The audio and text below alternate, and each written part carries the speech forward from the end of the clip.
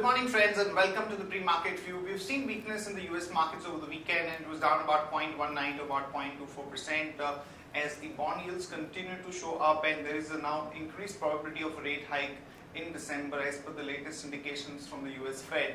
European markets too were down anywhere from 0.25 to almost about 1.75%, primarily because of the way the bond yields are inching up. And when we look at the Asian markets today morning, both Hang Seng and Nikkei are up about 0.45 to almost about 0.5 odd percent.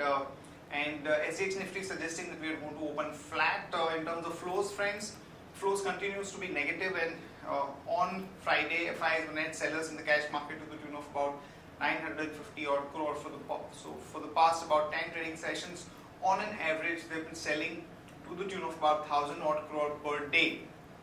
The good part is that the gross sell figure now is actually coming down, and it's down almost about 40% from what it was about 5 to 6 days back. So that's a sign of relief. But overall, in terms of flows, trend continues to be negative, which would have an overhang in terms of sentiment for the market. On that note, let me invite our F&O expert to take you through important F&O cues and ideas that we can have from the derivative side. Good morning friends, we'll give analysis on derivatives. On Friday's trading session, there was not much of activity which was observed where market, after seeing a sharp fall in Thursday's trading session, market was consolidating in the Friday's trade, and it was when market on the initial part of the day struggling to find an intraday trend which continued throughout the day. And eventually it was the bears who were the winner, and the market closed below zero on the negative front at 0.017%, settling at 8074.70 below 8100. On the open interest terms, we did show an unwinding of around 4 odd percentage, that is on the absolute terms 8.34 lakh shares were shadowed in the open interest, while cost of carry decreased significantly from 5.5 odd percentage to 0.5 percentage. That is, Nifty is currently trading at a premium of around just 1 odd points. It's just below 1 point, and with 4 days left for the expiry, the premium is very low, and hence a majority of the unwinding which was seen in Friday's trade was due to the long unwinding pressure. While put call ratio was unchanged at 0.74 and volatility index cooled off a bit by 5 odd percent and settled at below 18 odd level, that is at 17.80. On the option side, since we have been heading towards the expiry week, there is only 4 trading sessions which are left for this expiry, and hence 8,100 call option have been seeing significant amount of addition in the open interest, which is much of a call writing, and hence 44% was seen in 8,100 call option, while 8,300 call option has seen an addition of around 17% in Friday's trade. While on the put side, we have been seeing an activity in 7,900 put option from the last 2 to 3 trading sessions, and majority of the activity which has been observed in that strike price is on the longer side, and people are buying 7,900 put option, and due to this skepticism which are being hanging over to them into the market. However, the highest put base is still at 8,000 put option, while on the call side 8,500 call option is the highest in terms of open interest. So all in all, in today's trading session or for the next 4 trading sessions which are left for the expiry, our main focus would be on the 8,000 put option, that is the highest put base. Continuous addition into it, we might see Nifty taking some kind of support around that level, but if it starts seeing an unwinding into that strike price also, I expect market to see a further sell-off in the coming trading session. There is one securities in bank period for today's trade, that is Century Textiles. On the FIS front and index futures, they were net sellers by 597 odd crores. Index options, they were net sellers by 17 crores, while stock futures, they were net buyers by 842 crores, and stock options net buyers by 52 crores only.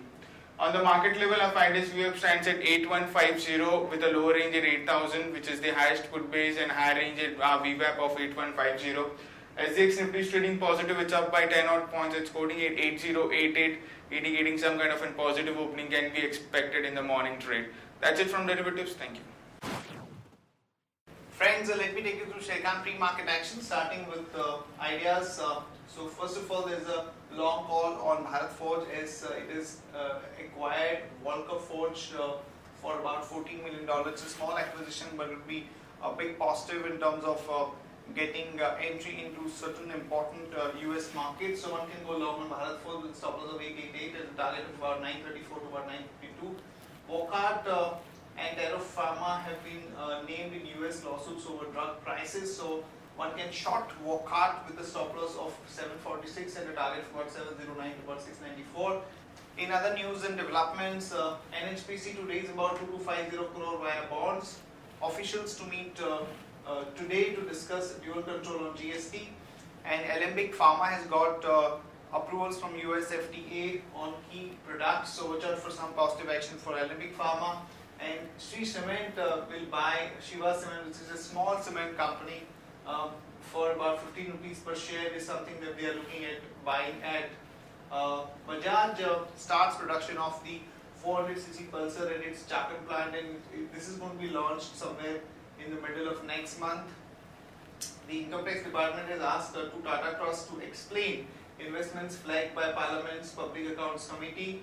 Philip Buildcon has bagged an order worth about 198 crore in Andhra Pradesh on EPC mode. Techno Electric approves sale of wind power assets. Infosys is going to invest about 14.5 crore in Danish artificial intelligence startup. HDFC sells about 869 crore of loan to JM Financial ARC, which is pertaining to Unitech. CARE Ratings has reported that the GDP growth could get affected to the tune of about 0.3 to 0.5% because of the demonetization effect. Mavana Sugars to sell Titavi plant to India Potash Limited for 375 crore. BSE 200 index additions are Alchem Lab, Crompton Greaves and Muthoot Finance, and the deletions are Pfizer, Just Dial, GE, TND India. Jagran Prakashan to demerge radio business of Sri Puran Multi into music broadcast, and it gets not to merge with Spectrum Broadcast and Crystal Sound. Ramco System establishes a subsidiary in China. SCI received delivery of the SCI Sabarmati in Singapore, which is a capacity of about 3,306 million ton. US FDA begins inspection of Sun Pharma's Halol plant, and sugarcane prices hiked by 25 per quintal in Uttar Pradesh. The companies which will be announcing numbers today: Nalco, we are looking at a net profit of 181 crore, Shobha 39 crore. Stocks with positive and negative bias. Stocks with positive bias are DCB Bank, Torrent Pharma, Ashok Leyland and Glenmark. Stocks with negative bias are PC Jewellers and SAIL. And the picks which will be flashed on the ET now at about 9:15, 9:30. The investment picks by advisory.